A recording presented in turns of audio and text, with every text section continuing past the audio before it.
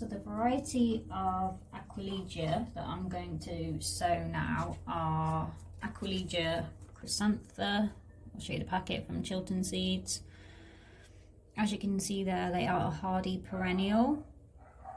And with a lot of perennials, they tend to grow foliage in the first year and then flower in the second year. And I've heard that about Aquilegia.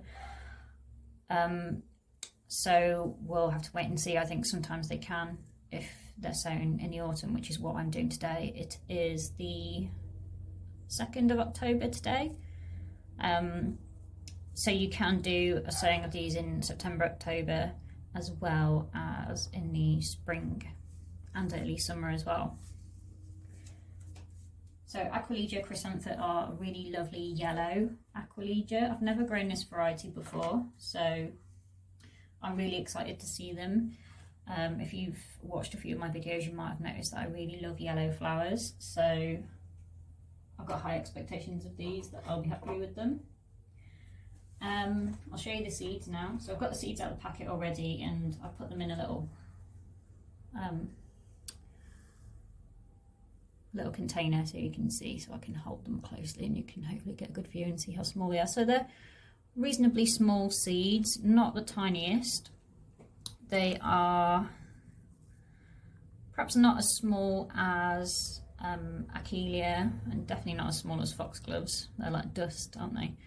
But yeah, so quite small. So I'm going to surface sow these onto my tray, which I have bottom watered. So I've put my compost in, leveled it out, and then put it in a bigger tray of water until the water came to the top, and that's just made the compost nice and wet already. So that means that I can put my seeds on the compost as I'm doing now. See, I'm just sprinkling them on, trying to get them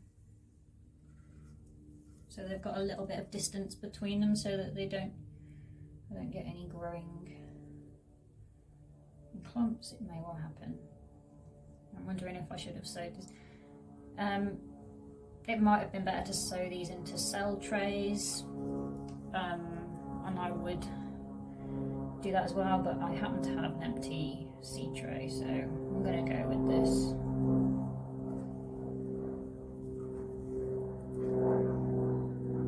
What I will do is when these germinate, I will prick them out, and I'm sowing them in my greenhouse now, but I will overwinter them in my cold frame once they've germinated. And you could do this on your windowsill if you don't have a greenhouse. And then I will put them in, I've got a little cold frame which I will put them in, and they'll stay in there over the winter until they can be planted out in the spring.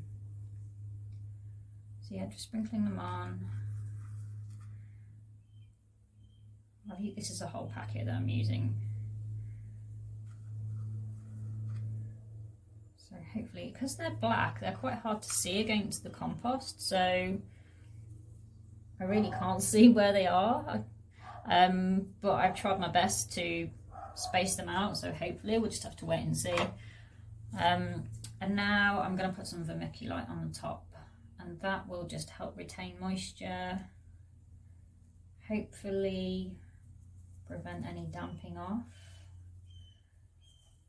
maybe. Yeah, it's a really useful thing to have vermiculite. If you don't have any vermiculite available, you could just put a really thin layer of compost, not too much, because these seeds do need light to germinate.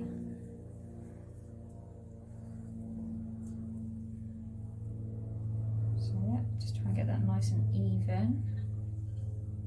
And as I said, I've pre-soaked it, so I don't need to water it again. I might check on it in a couple of days, and if it needs watering again, then I'll water again from the bottom. I'll bottom soak it. I've just done my seed label, so I've written the plant variety and the date in my incredibly scruffy handwriting, And as I've only sown one variety of seed, I only need to do one label for this. And that's it, all done.